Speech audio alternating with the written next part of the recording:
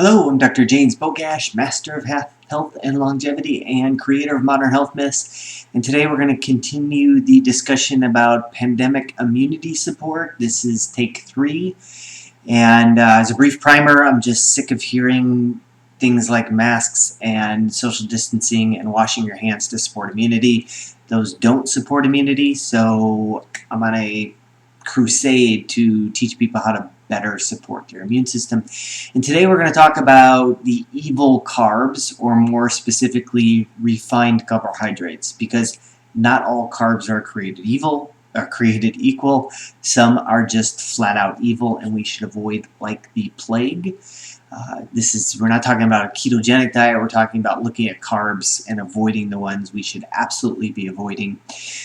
Refined carbohydrates are, usually tell people we start with the whole grain, and it has everything that Mother Nature meant for us to have, the bran endosperm and the germ, and these all work together to create something that is beneficial for our health. But man, in our infinite wisdom, comes in and lops off 2/3 of the grain, and we're left with the endosperm, the calories that seedling was going to grow off of. And then they put a couple B vitamins back in, and they call it enriched, like it's a good thing. Talk about, most people look at something and they say it's enriched, and we think it's better for us. But no. The example I usually give is you bought your brand new Dodge Viper. So it's a little bit of an old example, but you bought your brand new Dodge Viper, and they take it, strip it down, and give it back to you with the tires and the steering wheel, and says, "Here, it's enriched." Well, it's not enriched. It's crap compared to what you start with. So when we talk about refined carbohydrates, looking for things like enriched wheat flour and just flat out sugar, those are things that we absolutely positively need to avoid. And yet, if you go to the grocery store aisle and you look for bread, I guarantee 95% of the breads there are going to be a crap refined carbohydrate product that, without a doubt, without a question, interferes with your immunity. And hundreds of studies over the years that find that refined carbohydrates are bad for our health and bad for our immunity.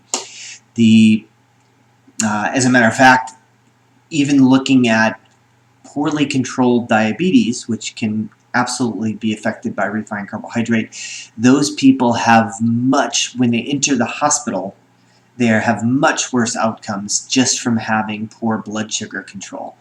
And the beginning of controlling your blood sugar starts with managing and avoiding refined carbohydrates.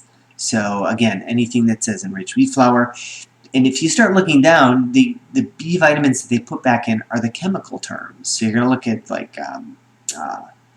a peroxidal phosphate. It's the chemical terms of the B vitamins, and that boils back down to my 8-year-old rule, where if the typical 8-year-old can't read the ingredients label, we should not be eating it. That most of our foods now don't even pass the 35-year-old biochemist rule, because the chemical terms are so complex that nobody can pronounce them.